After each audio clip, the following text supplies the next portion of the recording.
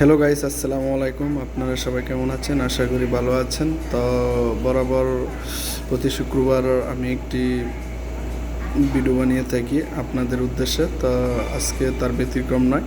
তা আজকে যেই ভিডিও বানাতে যাচ্ছি তার টপিক হচ্ছে আপনার মক্কাতে প্রচুর পুলিশের চেক চলতেছে, যাওয়া যাতে চেক চলতেছে।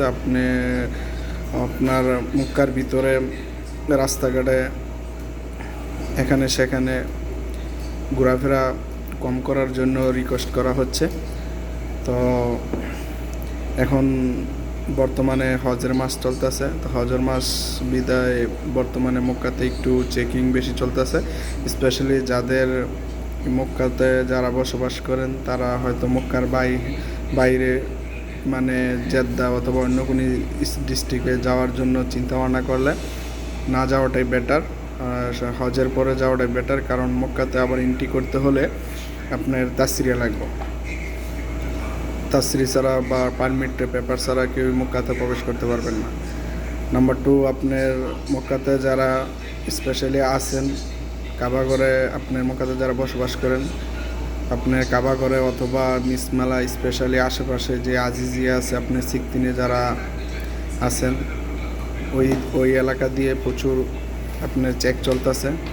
তো যাদের আকামা নাই বা আকামা এক্সপায়ার আমার মতে তারা হিসাবে বাইরে রাস্তাঘাটে ঘোরাফেরা করাটাই অত্যন্ত বিপজ্জনক। কারণ তারা ধরতে পারলে মনে করেন যে দেশে ছাড়া কোনো গতি নেই। তো এই জন্য সবাইকেই অনুরোধ করা হচ্ছে যে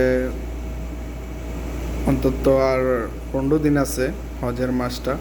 হজের পরে আপনার তেমন চেক চলবে না রাস্তাঘাটে। তো এই জন্য যাদের আকামা নাই বা আকামা এক্সপায়ার স্পেশালি তারা আপনার বাহিরে ঘোরাফেরা করাটা ঠিক হবে না, উচিত হবে না, ঘোরাফেরা করবেন না। বাকিটা আপনার কার নসিবে কী আছে ওটা তো আর বলা যায় না।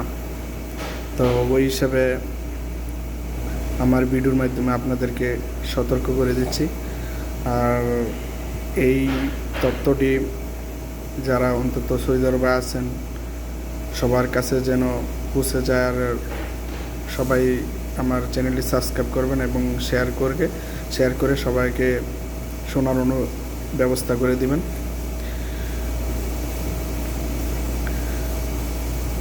তো আজকের মতো এখানেই বিদায় নিচ্ছি।